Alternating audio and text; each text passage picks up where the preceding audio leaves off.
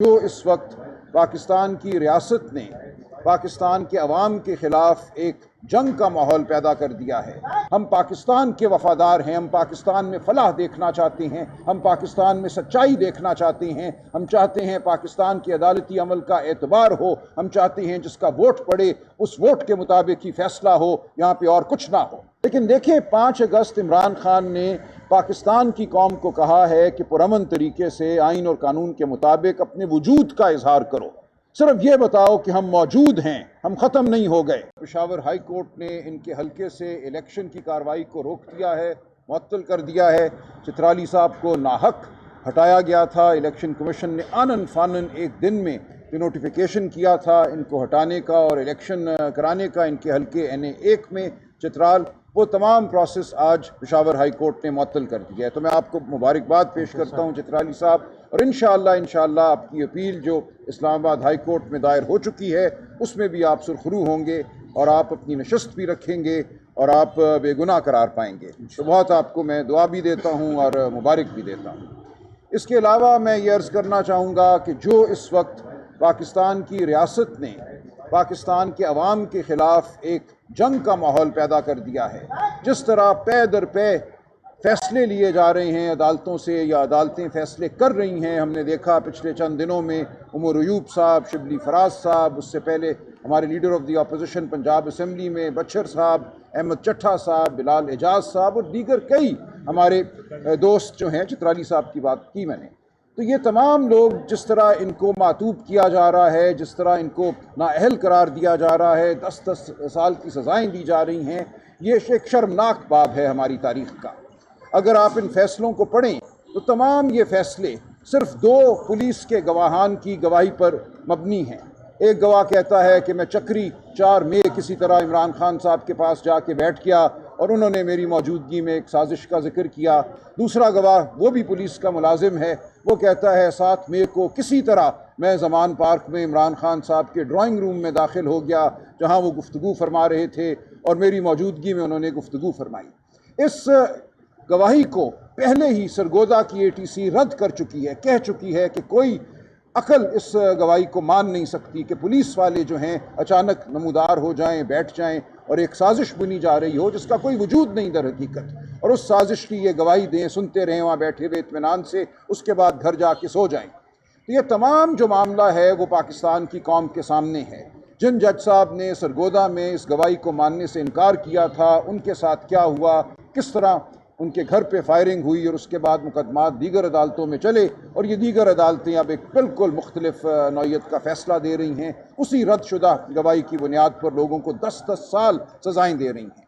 تو ہم ظاہر عدالت کا رخ تو کریں گے، جو بھی عدالتیں ہمیں میسر ہیں ہم وہاں جائیں گے، لیکن ہم پاکستان کی عوام کو بھی یہ بتانا ضروری سمجھتے ہیں کہ اس وقت کیا ہو رہا ہے، ان کے منتخب نمائندوں کے ساتھ کیا ہو رہا ہے۔ ہم عدالت پہ مقدمہ لڑیں گے، لیکن یہ مقدمہ ہم نے تاریخ کی عدالت میں بھی لڑنا ہے، یہ مقدمہ ہم نے پاکستان کی عوام کی عدالت میں بھی لڑنا ہے، تاکہ ہم یاد رکھیں کہ ہم نے آئندہ یہ نہیں ہونے دینا۔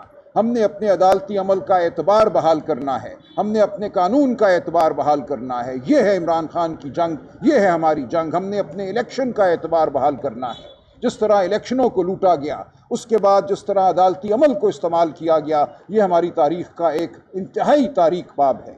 تو میں آپ سب سے یہ گزارش کرتا ہوں کہ آپ کے ذریعے پاکستان کی عوام اس تمام عمل کو دیکھ رہی ہے، آپ اس عمل کو پاکستان کی عوام تک پہنچانے کا ذریعہ بھی ہیں اور امین بھی ہیں۔ یہ ایک امانت ہے جو میں آپ کے سپرد کر رہا ہوں۔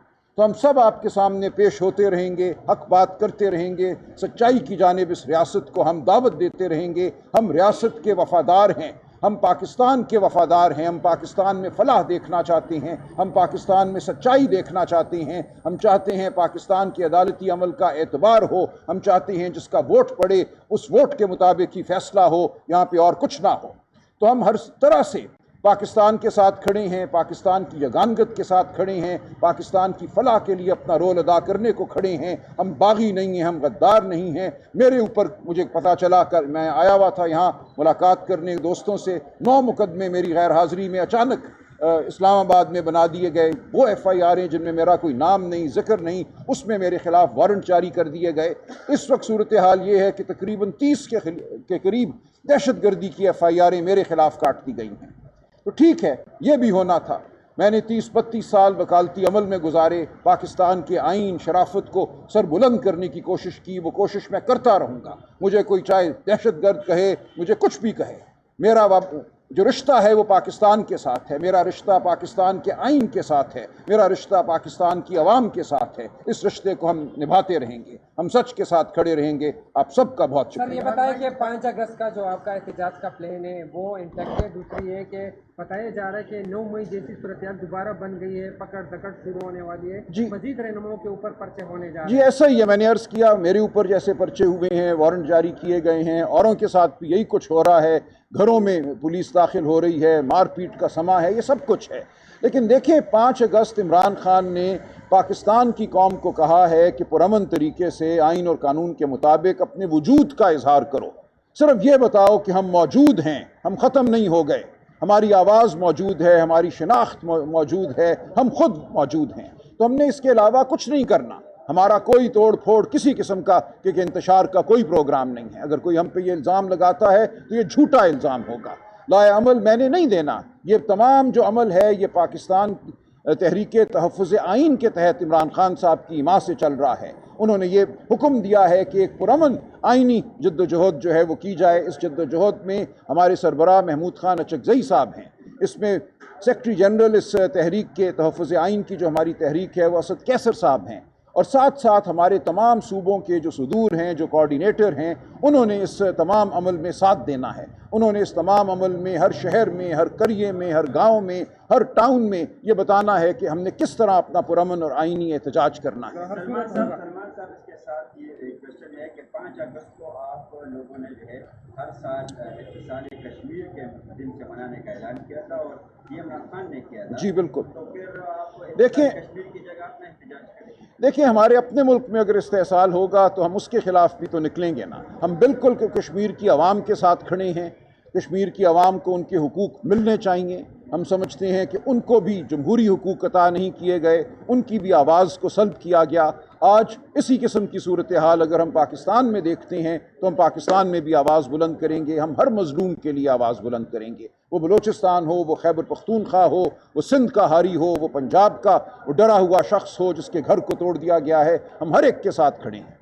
سلمان راجہ صاحب، جس طرح 9 مئی کے مقدمات میں دیکھیے کہ قائدین کو سزائیں دی گئی ہیں، اب تک پارٹی کے چیئرمین کو سزا نہیں دی گئی، کہا جا رہا ہے کہ اس کو سخت ترین سزا دی جائے گی، آپ کیا سمجھتے ہیں؟ دیکھیں میں کچھ نہیں کہہ سکتا، جس طرح سزائیں دی جا رہی ہیں میں نے عرض کر دیا، اس کا کوئی قانون اور آئین سے تعلق نہیں ہے۔